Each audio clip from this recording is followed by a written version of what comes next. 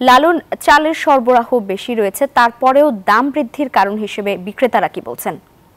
লাইবা, আমি খুচরা পর্যায়ের যারা বিক্রেতা রয়েছে চালের তাদের সাথে কথা বলেছি। তারা যেটি বলছেন যে মিল গেট থেকে চালের দাম যেভাবে নির্ধারণ করা হয়ে থাকে সেভাবেই তারা খুচরা বাজারে চাল বিক্রি করে থাকেন।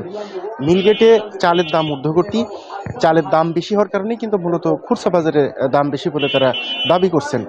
আমি দেশের অন্যতম বৃহৎ চালের মোকাম কুষ্টিয়ার খাজানগরের ব্যবসায়ীদের সাথে কথা বলেছি, মিলারদের সাথেও কথা বলেছি।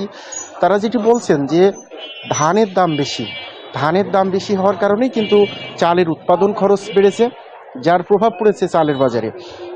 মিলারদের এই দাবি এবং তাদের যে অভিযোগ, এই বিষয়ের সাথে আমি বাজার কর্মকর্তা সহ প্রশাসনের যারা এখানে রয়েছেন তাদের সাথেও কথা বলেছি। তারা যেটি বলছেন যে মিলারদের এই দাবিটা পুরোপুরি সত্য না নয় কেন সেই বিষয়ে জানতে চেয়েছিলাম। তারা বলছেন যে ধান কিন্তু এই মুহূর্তে কৃষকদের কাছে নেই।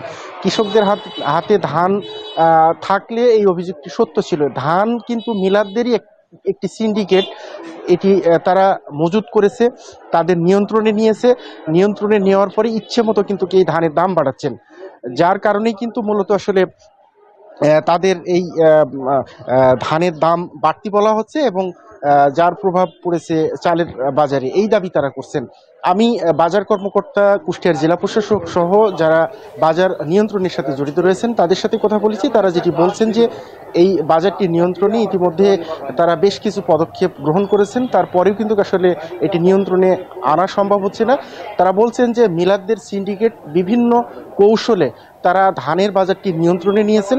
ধানের বাজারটি তাদের কবজায় থাকার কারণেই মূলত আসলে এই বাজারটি নিয়ন্ত্রণে রাখা যাচ্ছে না। তো এই ছিল কুষ্টিয়ার চালের বাজার নিয়ে আমার কাছ থেকে সর্বশেষ। লাইবা, বান্ডেল থাকলে প্রতি সেনমানিতে টাকা বাঁচবে। বিকাশ সেনমানি বান্ডেল কিনে জিতুন প্রতি লেনদেনে।